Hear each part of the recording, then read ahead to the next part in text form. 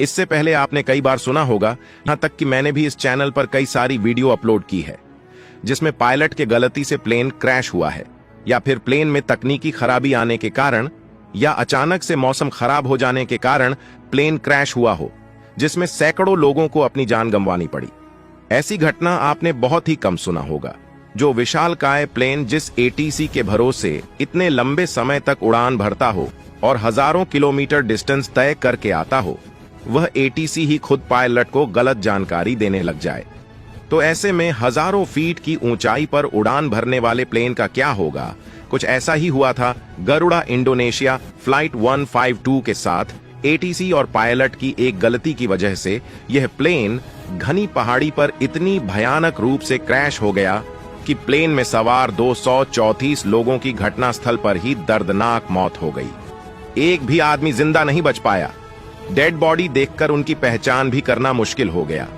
पर सवाल यह था कि आखिर कैसे इतना बड़ा दर्दनाक हादसा हो गया। आखिर गलती कहां और किसकी थी, जानेंगे पूरी कहानी इस केस स्टडी में। 26 सितंबर 1997 Garuda Indonesia flight 152 Airbus A300 का एक विमान इंडोनेशिया के सोएगनो हट्टा इंटरनेशनल से उड़ान भरने वाला था।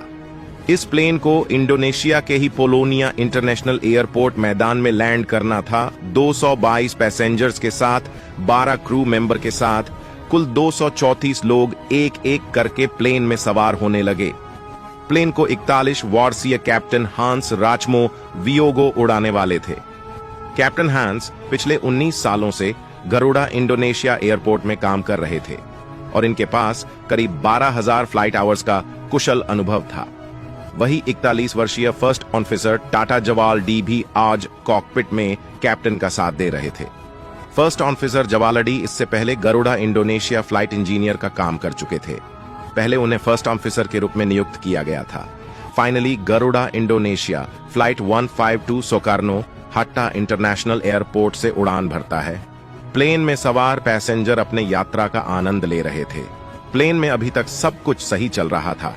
उधर एटीसी भी इस प्लेन को समय समय पर गाइड कर रहा था, क्योंकि उन दिनों एयरपोर्ट पर सेकेंडरी सर्विलांस रडार इंस्टॉल नहीं था, इसलिए एटीसी को प्लेन के लोकेशन का एक्यूरेट पता नहीं चलता था। प्लेन का स्थिति जानने के लिए एटीसी बार बार पायलट से कांटेक्ट करता और प्लेन की स्थिति के बारे में पायलट से पूछता। उधर जो भी पायलट एटीसी को जानकारी देता, उसी के आधार पर एटीसी पायलट को आगे सफर गाइड करता। उस दिन मौसम बिल्कुल साफ था। दूर से ही पायलट रनवे को आसानी से देख सकता था। ऊंचे ऊंचे पहाड़ से होते हुए यह प्लेन अपने मंजिल की तरफ बढ़ रहा था। फाइनल रिपोर्ट के अनुसार उस दिन एक ही समय पर 2 प्लेन उड़ान भर रहा था। पहला प्लेन गरुड़ा इंडोनेशिया फ्लाइट 152, वही दूसरा प्लेन मेरपाटी नुसरा एयरलाइंस फ्लाइट 152। इन दोनों प्लेन के नाम आपको देखकर यह बात तो समझ में आ गई होगी कि इन दोनों का लास्ट का नंबर बिल्कुल सेम था, यानी कि यहां पर कंफ्यूजन के चांसेस काफी ज्यादा थे। पायलट के द्वारा दी गई जानकारी के मुताबिक, यानी कि आज का हमारा प्लेन गरुड़ा इंडोनेशिया फ्लाइट 152 को लेफ्ट साइड की तरफ 240 डिग्री मोड़ने का आदेश देते हुए एटीसी ने कहा, Merpati 152 turn left heading 240 degree to intercept runway 05 from the right side. लेकिन यहां पर एटीसी ने एक बहुत ही बड़ा गलती कर दिया था। गरुड़ा इंडोनेशिया फ्लाइट 152 कहने के बजाय मेयर पार्टी 152 कह दिया। एटीसी कंट्रोलर इस मैसेज को आज का हमारा प्लेन गरुड़ा इंडोनेशिया फ्लाइट 152 को देना चाहती थी, लेकिन गलत नाम लेने की वजह से गरुड़ा इंडोनेशिया फ्लाइट 152 के पायलट को लगा कि एटीसी का यह मैसेज हमारे लिए नहीं है, और पायलट ने एटीसी को इस आदेश को पूरी तरह से इग्नोर कर दिया और एटीसी को इसका कोई भी जवाब नहीं दिया। उधर कुछ सेकंड वेट करने के बाद एटीसी ने फिर से एक बार उसी आदेश को दोहरा दिया, लेकिन इस बार एटीसी ने सही नाम लेकर पायलट से कहा, Indonesia 152 do you read? Indonesia 152 turn right heading 240 degree to intercept runway 05। अब यहां पर कैप्टन पूरी तरह से कंफ्यूज हो गया कि भाई आखिर प्लेन राइट साइड ले जाना है, ये फिर राइट साइड। कैप्टन ने यहां पर एटीसी से कह दिया कि हम प्लेन को लेफ्ट साइड की ओर मोड़ रहे हैं, पर तभी फर्स्ट ऑफिसर ने कैप्टन से कहा कि सर हमें राइट साइड की तरफ जाना चाहिए था। अब फर्स्ट ऑफिसर की इस बात को सुनते ही कैप्टन ने एटीसी से पूछा, जरा हमें ठीक से बताएं, हमें राइट साइड जाना है या फिर लेफ्ट साइड? और एटीसी ने कहा, आप अपने प्लेन को राइट साइड की तरफ 04 डिग्री मोड़ दो। और कैप्टन ने भी यहाँ पर एटीसी की इस बात को सुनते ही प्लेन को राइट साइड की ओर मोड़ना शुरू कर दिया। लेकिन यह क्या, यह प्लेन तो अभी भी लेफ्ट साइड की ओर ही जा रहा था। और फिर क्या पायलट को सामने से एक बड़ा सा पर्वत दिखाई दिया। अचानक आई मुसीबत को देखकर पायलट घबरा गया। उसने तुरंत ही प्लेन को ऊपर की ओर ले जाने के लिए इंजन की पावर को फुल कर दिया, पर क्योंकि यह प्लेन लैंडिंग की तैयारी कर रहा था और करीब 2000 फीट से भी कम ऊंचाई पर उड़ान भर रहा था, इसलिए इतने कम समय में यह प्लेन ऊपर की तरफ उड़ान नहीं भर पाया। वही कॉकपिट में जीपीडब्ल्यूएस अलार्म बजने लगा।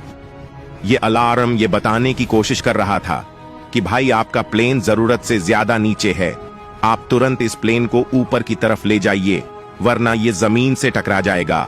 अब इस अलार्म को सुनते ही पायलट लाख कोशिश करने लगा प्लेन को ऊपर ले जाने की, पर अफसोस इसका कोई फायदा नहीं हुआ। यह प्लेन पेड़ों को तोड़ते हुए डायरेक्ट उस पहाड़ से जा टकराया और एक जोरदार धमाके के साथ सब कुछ हमेशा हमेशा के लिए शांत हो गया। इस टकराव ने प्लेन को पूरी तरह बर्बाद कर दिया। यह हादसा इतना बड़ा था कि मेटल से बनी प्लेन को छोटे छोटे टुकड़ों में बांट दिया। अब प्लेन का यह हाल था तो जरा सोचिए अंदर बैठे 234 लोगों का क्या हाल हुआ होगा। प्लेन में सवार सभी 234 लोगों की इस भीषण हादसे में दर्दनाक मौत हो गई। सिर्फ एक गलती की वजह से सैकड़ों घरों में मौत का मातम छा गया। मौत का यह मंजर देखकर सभी लोग हैरान थे कि आखिर कैसे इतना बड़ा हादसा हो गया। आखिर गलती कहां और किसकी थी? अब इसका पता लगाने के लिए इन्वेस्टिगेशन की टीम काम पर लग गई। दोस्तों, इस घटना को अच्छे से समझने के लिए हमें कुछ समय पीछे जाना होगा, जब यह प्लेन मैदान एयर स्पेस में दाखिल हो गया था और एटीसी की मदद से बताए गए डायरेक्शन को फॉलो करते हुए रनवे से अलाइन हो रहा था। एटीसी की बताए गए डायरेक्शन के मुताबिक प्लेन को कुछ इस तरह से रनवे से अलाइन होना था और रनवे पर लैंड होना था, और गरुड़ा इंटरनेशनल फ्लाइट 152 बिल्कुल इसी पाथ को फॉलो करते हुए एयरपोर्ट की तरफ बढ़ रहा था। इसे आप स्क्रीन पर भी देख सकते हैं। और तभी एटीसी ने पहली बार हेडिंग 240 डिग्री मोड़ने को कहा और पायलट ने भी ऐसा ही किया। इसके ठीक कुछ ही सेकंड्स बाद एटीसी ने फिर से कहा, Merpati 152 turn right side of heading 046 degree to intercept runway 05। और यहीं पर एटीसी ने बहुत बड़ी गलती कर दिया था। जैसे कि हमने अभी अभी देखा कि फाइनल रिपोर्ट के अनुसार उस दिन एटीसी कंट्रोलर एक साथ 2 प्लेन्स को गाइड कर रहा था। पहला प्लेन गरुड़ा इंडोनेशिया फ्लाइट 152, वही दूसरा प्लेन मेयर पार्टी नुस्रा एयरलाइंस फ्लाइट 152। अब क्योंकि दोनों प्लेन्स का लास्ट का नंबर बिल्कुल सेम था, इसीलिए एटीसी भी यहां पर कंफ्यूज हो गया और उसने गरुड़ा इंडोनेशिया फ्लाइट 152 नाम लेने के बजाय मेयर पार्टी नुस्रा एयरलाइंस फ्लाइट 152 का नाम ले लिया। इसलिए गरुड़ा इंडोनेशिया फ्लाइट 152 के पायलट को लगा कि एटीसी का यह आदेश हमारे लिए नहीं है, और पायलट ने एटीसी के इस आदेश को पूरी तरह से इग्नोर कर दिया। पर जैसे ही एटीसी को अपनी गलती का एहसास हो गया, उसने तुरंत ही अपनी गलती को सुधारा और पायलट से कहा, इंडोनेशिया 152, आप अपने प्लेन को 046 डिग्री राइट साइड की ओर मोड़ दो और कैप्टन भी यहां पर। ठीक है, कहते हुए प्लेन को राइट साइड की ओर मोड़ना शुरू कर दिया। लेकिन कैप्टन ने भी यहां पर गलती करने में कोई भी कसर नहीं छोड़ा। उसे लगा कि वह प्लेन को राइट साइड की ओर ले जा रहा है, लेकिन असल में यह प्लेन लेफ्ट साइड की तरफ मुड़ रहा था और कप्तान ने इस बात पर बिल्कुल भी ध्यान नहीं दिया। अब जैसे ही फर्स्ट ऑफिसर ने इस चीज को नोटिस किया, उसने तुरंत ही कप्तान से कहा कि सर, हमें राइट साइड की तरफ जाना चाहिए था, जबकि हम लेफ्ट साइड की तरफ जा रहे हैं। अपनी गलती का एहसास होते ही कैप्टन ने एटीसी से पूछा कि भाई हमें ठीक से बताओ, आखिर हमें कहां जाना है, लेफ्ट साइड जाना है या फिर राइट साइड? और उधर एटीसी ने कहा, आपको राइट साइड की तरफ प्लेन को मोड़ना चाहिए था। अब एटीसी के इस आदेश को सुनते ही कप्तान ने प्लेन को राइट साइड मोड़ना शुरू कर दिया, पर शायद अब बहुत देर हो चुकी थी। कप्तान के इस गलती की वजह से यह प्लेन एक विशालकाय पहाड़ की तरफ उड़ान भरता गया। दोनों पायलट बस लेफ्ट राइट के कंफ्यूजन को दूर करने में लगे रहे और उस समय यह प्लेन का ऊंचाई भी तेजी से कम हो रहा था, लेकिन इस बात पर किसी ने भी ध्यान नहीं दिया। प्लेन अब 2000 फीट से भी कम ऊंचाई पर उड़ान भर रहा था और फिर तभी पायलट को सामने एक बहुत बड़ा पहाड़ दिखाई दिया। फिर क्या था, यह प्लेन पेड़ों को तोड़ते हुए घने जंगल में बहुत ही भयानक रूप से क्रैश हो गया। रिपोर्ट के अनुसार उस दिन जंगल में भीषण आग लगी थी, जिससे चारों तरफ सिर्फ धुआं ही धुआं दिखाई दे रहा था। इस धुएं के कारण पायलट को सामने से कुछ भी दिखाई नहीं दे रहा था और यही एक वजह है कि पायलट को सामने इतना बड़ा पहाड़ दिखाई नहीं दिया और जब तक पायलट कुछ देख पाता तब तक बहुत देर हो चुकी थी। खैर, आज के वीडियो में बस इतना ही। वीडियो अच्छा लगा हो तो लाइक शेयर जरूर करें।